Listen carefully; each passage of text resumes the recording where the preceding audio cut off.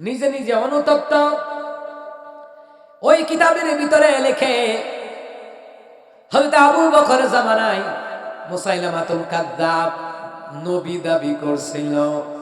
ওই মুসাইলামাতুল কাযযাবকে ওয়াহাশী নিজ হাতে হত্যা করে বলেছে, এতদিন ইসলাম বিরোধী কাজ করেছি, এখন আমি নবী সাল্লাল্লাহু আলাইহি সাল্লামের মর্যাদার প্রতিশোধ নিতে গিয়া আমি ওয়াহাশী তাকে আমি দুনিয়া থেকে বিদায় করে আমি প্রতিশোধ নিলাম। আল্লাহ রাসূলের পক্ষে আমি কাজ করলাম। এই যে ওয়াহাশী, সুবহানাল্লাহ বলবেন না? ওয়াহাশী একজন খুনি হওয়ার পরও আল্লাহ তাআলা মাফ করে দিয়েছে। সুবহানাল্লাহ জোরে পড়েন। এই জন্য আমার আব্বাজিরা ভুল হলে ক্ষমা করে দিতে হয়, ক্ষমা করা শিখতে হয়, যে ক্ষমা করে আল্লাহ ক্ষমাশীল, ক্ষমাকারীদেরকে আল্লাহ ভালোবাসেন। যাই হোক আমার আব্বাজিরা, এই সমাজের মধ্যে রাষ্ট্রের মধ্যে ন্যায় নীতি বিচার পেতে হলে ইসলামী খেলাফত দরকার। জোরে করা শোনা নয়। এই মাদ্রাসাগুলিকে আপনারা টাকা পয়সা দিয়ে আপনারা মাদ্রাসাগুলিকে আপনি খাড়া রাখছেন, আপনি দিন ইসলাম জিন্দা করার জন্য আপনি পরিশ্রম চালাচ্ছেন। কিয়ামতের ময়দানে আমার নবীর সাথে আল্লাহ আপনাকে জান্নাতে দেখা করায়া দিবে। কি মনে করেন মাদ্রাসার পক্ষে থাকলে, আলেমদের পক্ষে থাকলে লাভ আছে না নাই? আরো জোরে কয় না আছে না নাই? আরো জোরে কন আছে না নাই? আমার বন্ধুরা, আমার বাবারা, ও মুসলমান ইমানদারেরা, এই মাদ্রাসাগুলি জিন্দা না থাকলে মানুষ গড়ার ইন্ডাস্ট্রি থাকবে না। মানুষ গড়ার ইন্ডাস্ট্রি হলো এই মাদ্রাসাগুলি। কথা কোন ঠিক কিনা? এই মাদ্রাসা মসজিদ আমাদের দরকার, আছে না নাই? কথা কোন আছে না নাই? এই মাদ্রাসা মসজিদে যারা দান করে, কোরআনের প্রোগ্রামে যারা দান করে, একামতে দ্বীনের জন্য বাইতুল মাল দেয়, দাওয়াতি তাবলীগী কাজের জন্য বাইতুল মাল দেয়, এই যে দাওয়াতি কাজের জন্য যারা অর্থ সম্পদ খরচ করে, এটার বরকতে তার জীবনের সব গুনাহ মাফ করে দেয় কে? সূরা বাকারার তাফসীরের ভিতরে এসেছে, তোমরা গোপন দান করো, প্রকাশ্য দান করো। অনেকেই বলে হুজুর, অনেক হুজুররা বলে ডান হাতে দান করো যেন বাম হাতে না জানে। হ্যাঁ, দান প্রকাশ্য করা যায়, গোপনও করা যায়। এই আয়াতরা অনেকে জানে না। প্রকাশ্যে দান করবেন, আমার দেখা দেখি যেন আরেকটা ভাই দেয়। কথা কন না, কথা কন না। এই যে আমাদের জামায়াতে ইসলামের সেক্রেটারি রফিকুল ইসলাম খান, এই যে আমার হাতে ওনার পক্ষ থেকে 3000 টাকা আমার হাতে দিলেন, 3000 টাকা দিলেন। উনি আরেকটা প্রোগ্রামে ব্যস্ত আছেন।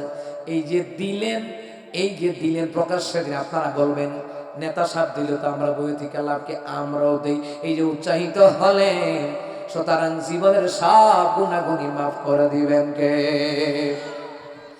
আমি এই হাদিসটা প্রায় বলি। আল্লামা সালেহ মুররি রাহমাতুল্লাহ আলাইহি বলেন, এক নম্বরে কেউ যদি দান করে তার পিতা মাতার কবরে আল্লাহ জান্নাতের বিছানা বিছায়া দেয়। দ্বিতীয় নাম্বার, দান করলে আল্লাহ তার পিতা মাতা দাদা দাদির কবরে আল্লাহ তাআলা রাব্বুল আলামিন কি করেন জানেননি? স্বর্ণের খানসা দিয়ে খাবার দিয়ে দেয়, জান্নাতের বিছানা দেয়, জান্নাতের পোশাক দেয়। এমন কি যারা দান করে, এক নাম্বার সম্পদ পবিত্র হয়, দ্বিতীয় নাম্বার সম্পদ আল্লাহ বাড়ায় দেয়, তৃতীয় নাম্বার তারা হায়াতে বাড়ায় দেয়, চতুর্থ নাম্বার আপদ বালা মুসিবত থেকে, অ্যাক্সিডেন্ট থেকে বাঁচায়া দিবেন কে? এই দান সদকার এত পাওয়ার, সুবহানাল্লাহ কইতেন না? আমি আয়াতটা বলে দিই, তখন বুঝবেন। আল্লাহ তাআলা বললেন, আল্লাযীনা ইউনফিকুনা ফিস সাররাই ওয়াদ-দাররাই ওয়াল কাযিমিনাল গায়যা ওয়াল আফিনা আনিন الناس والله يحب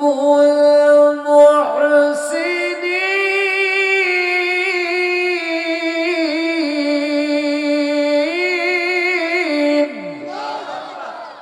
আল্লাহ তাআলা বললেন, যারা গরিব হওয়ার পরও দান করে, ধনী হওয়ার পরও যারা দান করে, খেয়াল করেন, নবী বললেন, বেলাল তুমি দান করো। বেলাল কয়, নবী আমি গরিব মানুষ, আপনার বাড়িতে রান্না হয় আমি খাই।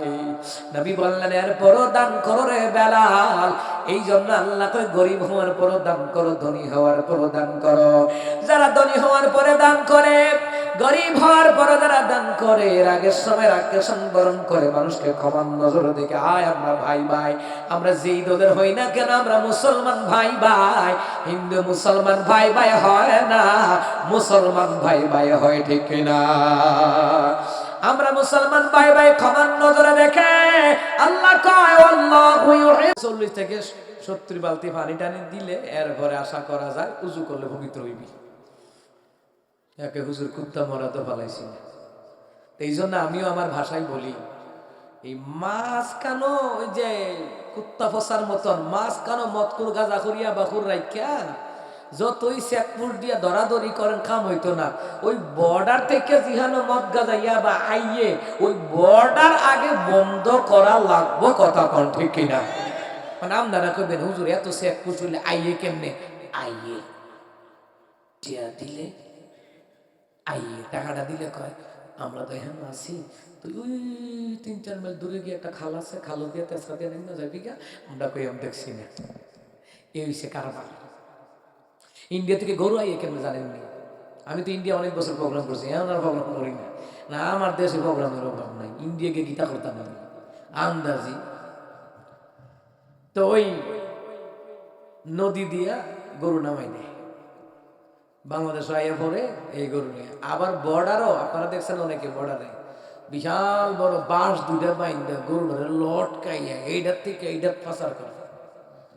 চিন্তা করেন কারবারটা।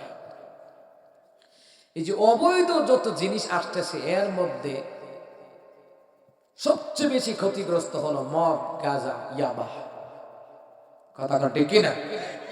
এই মদ, গাঁজা, ইয়াবা বর্ডার থেকে আসে। বর্ডারে যদি কররা নিরাপত্তা থাকতো এইগুলি ঢুকতে পারতো না। কয়েকদিন পর পর শুনি 25 কেজি গাঁজা ধরছে, 500 কেজি গাঁজা ধরছে। আচ্ছা, ধরার পরে মিডিয়াতে প্রচার করে, আসামিরে ধরে জেলখানায় নেয়, এরপরে ডিকিটা করছে।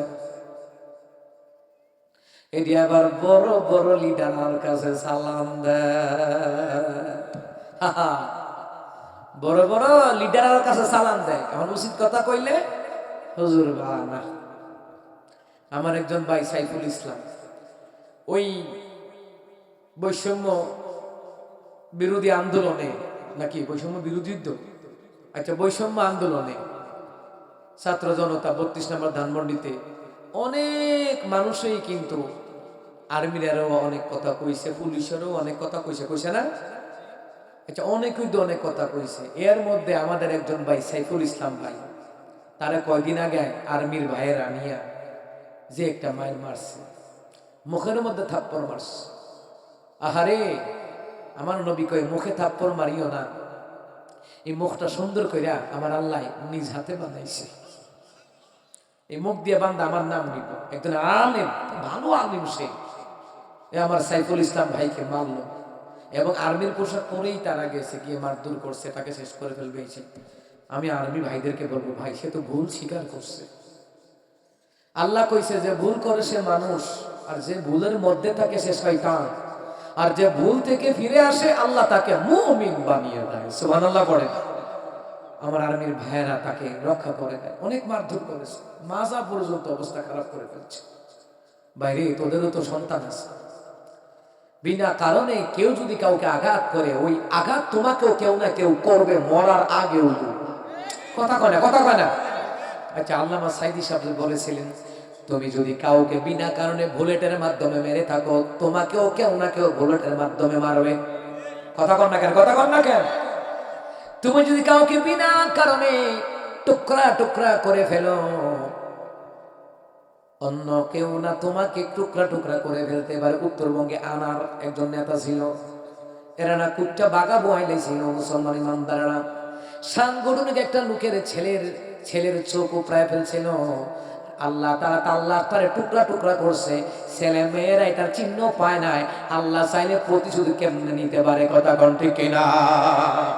আর আমার আর্মির ভাইরা, পুলিশ ভাইরা, আপনাদেরকে অনুরোধ করবো, আপনারা যেমন আওয়ামী লীগের আমলে আওয়ামী লীগের পক্ষ হয়ে কাজ করছেন, বিএনপি গেলে বিএনপির পক্ষ হয়ে কাজ করুন লাগবে, জামাত গেলে জামাতের পক্ষ হয়ে কাজ করা লাগবে, হেফাজত গেলে চরমুনাই গেলে তাদের পক্ষ হয়ে কাজ করা লাগবে। আপনি কারে মারবেন?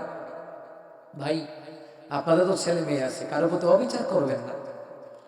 আমরা তীব্র নিন্দা জানাচ্ছি আমার ভাইটাকে যেন আল্লাহ সুস্থ করে দেয়। সাইফুল ইসলাম ভাইকে আমিন কর, কথা কয় না আমিন কর। এই যে একজন মুমিনের জন্য দোয়া করে, ওই দোয়া আল্লাহ আপনার নিজের জন্য কবুল করবে, সুবহানাল্লাহ কর। যে অন্যের উন্নতির জন্য দোয়া করে, আল্লাহ কয় যা অন্য ছেলে মেয়ের উন্নতির জন্য দোয়া করছো, আমি আল্লাহ তোমার ছেলে মেয়েরও উন্নতি দিয়ে দিব, সুবহানাল্লাহ বলবেন না? আমার আব্বাজিরা তাহলে চিহ্নিত দাড়িওয়ালা টুপিওয়ালা, কারণ 32 নম্বর ধানমন্ডিতে ভাঙচুর হয়েছে বলে কিন্তু কত ফুলাপা নেই, কিন্তু আর্মিরারে গাইলেছে, পুলিশের গাইলেছে, এরারে কেউ রে ধরছে না। ওই চিহ্নিত, হ্যাঁ মিডিয়াতে কাজ করে, ছাত্র পড়ায়, আরবি উর্দু ফার্সি পড়ে, ভালো কিতাব জানে সে, এখন সে চিহ্নিত, এর লেগে তারে ধরছে, বাকিদের চিনে না, ধরছে না। এটা তার প্রতি জুলুম করানো, এটা ভুল স্বীকার করছে তো, যে প্রয়োজনে রাষ্ট্রীয়ভাবে ক্ষমা চাইবো, যেন ক্ষমা করে দেয়, রাষ্ট্রীয়ভাবে ক্ষমা চাইবো। সে তবুও বলছে যে আমার স্লিপ অফ টাং হয়ে গেছে, আমাকে মাফ করে দেন। আচ্ছা ভাই, কেউ কি মাফ চাইলে কি মাফ নাই? আচ্ছা আল্লাহর কাছে মাফ আসেনি? আচ্ছা ওয়াহাশির চিনেননি? ওয়াহাশি রাদিয়াল্লাহু তাআলা আনহু, হযরত ওয়াহাশি রাদিয়াল্লাহু তাআলা আনহু আমার নবীর প্রিয় চাচা, কলিজার টুকরা, আমার নবীর প্রিয় চাচারে বর্ষা আঘাত করে দুনিয়া থেকে বিদায় করে দিয়েছে। এ মুসলমান, ওই ওয়াহাশিকে আল্লাহ মাফ করে দিয়েছে, সুবহানাল্লাহ বলবেন না? ওয়াহাশি এরপরও নিজে নিজে অনুতপ্ত, নিজে নিজে অনুতপ্ত।